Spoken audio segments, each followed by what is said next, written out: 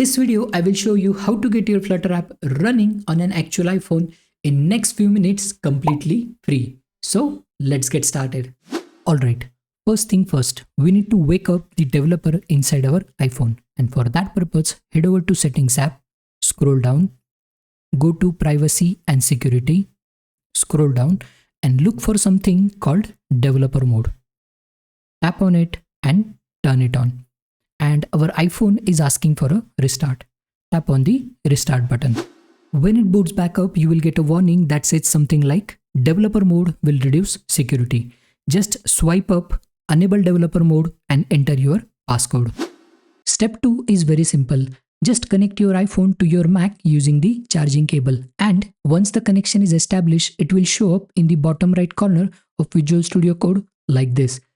If you are connecting your iPhone to your Mac for the first time, then a pop-up will appear on your iPhone saying trust this computer. Tap on trust and enter your passcode. Now 2 steps down. Let's move on to the next one. Now here is where we bring in the big player, Xcode. Xcode is the Apple's official tool for building iOS apps. And even though we are Flutter developers, we still need Xcode to deploy to iOS devices. There are 2 ways to open our Flutter project in Xcode. First one, using the terminal. To open up terminal, we will use keyboard shortcut Command J and execute command open ios/runner.xc workspace. Hit enter and Xcode opens up with our project loaded. And second is the visual way, and this is my favorite. Let's close Xcode, go back to Visual Studio Code, right click on the iOS folder and select Open in Xcode. This also opens up Xcode with our project loaded.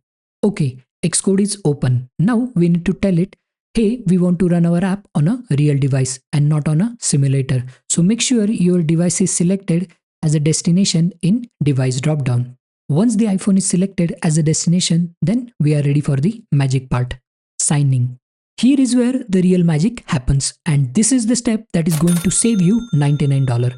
In Xcode, look on the left sidebar and click on Runner. And in the main area, make sure we are under Signing and Capabilities section. This is the mission control for getting our app on our device. Next, make sure Automatically Manage Signing is checked. This checkbox is your best friend. It tells Xcode, hey, handle all the complicated certificate stuff for me automatically. And trust me, you want Xcode to handle it. Next, for the team option, click on Add Account. A window will pop up asking you to sign in with your Apple account. Click on Add Apple Account. Type in your Apple ID email, password and sign in. Make sure you are signed in with the same Apple ID on your iPhone too. This is very crucial. They need to match. Once you are signed in, go back to the team dropdown in Xcode. Now you should see your name with personal team next to it. Select that. And here is what's happening behind the scenes. Xcode is trying to create a free provisioning profile that lets our app run on our device for testing. This profile is valid for 7 days. But don't worry, Xcode will automatically renew it every time we run our app, and it's completely seamless. And here is the key distinction. This is directly from Apple's official documentation. You only need to pay for the Apple Developer Program when you want to distribute your app. That means publishing to the App Store, sharing with the testers through TestFlight, or using advanced capabilities.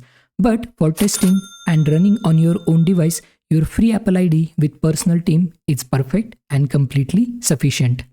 Now let's talk about something that might seem small, but it's super important, the bundle identifier. The bundle identifier that we are seeing here is the default one that Flutter created for us when we created the project. And we are also getting an error, failed registering bundle identifier. The app identifier com.example.test app cannot be registered to your development team because it's not available. Change your bundle identifier to a unique string and try again. This is completely normal. Don't panic. This happens to everyone. And here is why. Think of it like an email address. No 2 people can have the exact same email. Same with bundle IDs. No 2 apps can have the exact same bundle identifier. So we need to create a bundle ID that is unique. Let's change our bundle ID to com.manoj kulkarni my dream app and click try again. Xcode will try to create a new provisioning profile for our new bundle ID, and that's exactly what we want. Now everything looks clean. We have created a unique bundle identifier and provisioning profile is also generated. We are getting so close to the finish line. Alright, moment of truth. Let's actually try to run our application on our iPhone. And for that purpose, first make sure your iPhone is selected in the device dropdown and it's unlocked.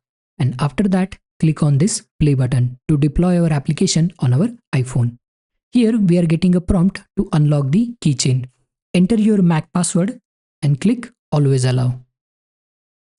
Our app is getting installed and suddenly we are getting an error. The application could not be launched because the developer app certificate is not trusted. Don't freak out. This is supposed to happen. Why? Because even though Xcode installed our app, our iPhone is being cautious. It's saying, hey, I don't know this developer. Is this safe? And we need to tell our iPhone, yes, I trust this app. And that's exactly what we are going to do in the next step. Okay, so our app is installed, but it won't open because of the developer certificate trust issue. To fix that, open up Settings app on your iPhone, scroll down, tap on General, scroll down again until you see VPN and Device Management. Tap on it. Under VPN and Device Management, tap on Developer app. Then tap on this Trust button. Here we get a pop-up that says allow apps from this developer to be opened on your iPhone and to access your data. Tap on allow with confidence and that's it. Alright, now let's run our app for real. In Xcode, click on this play button one more time. Our application is getting installed and it opens. Our Flutter app is now running on our actual iPhone. We can also run our app directly from Visual Studio Code or Android Studio once Xcode has done the initial signing setup. To run our app from Visual Studio Code, let's first stop the application from Xcode. Go to Visual Studio Code. Make sure our iPhone is selected as a target device and then click on Run to deploy our application to iPhone. And just like that, we deployed our application from Visual Studio Code.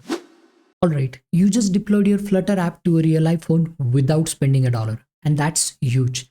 I hope you found this tutorial helpful.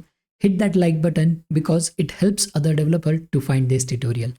And subscribe for more awesome Flutter content. Thank you for watching this tutorial and I will see you in the next one.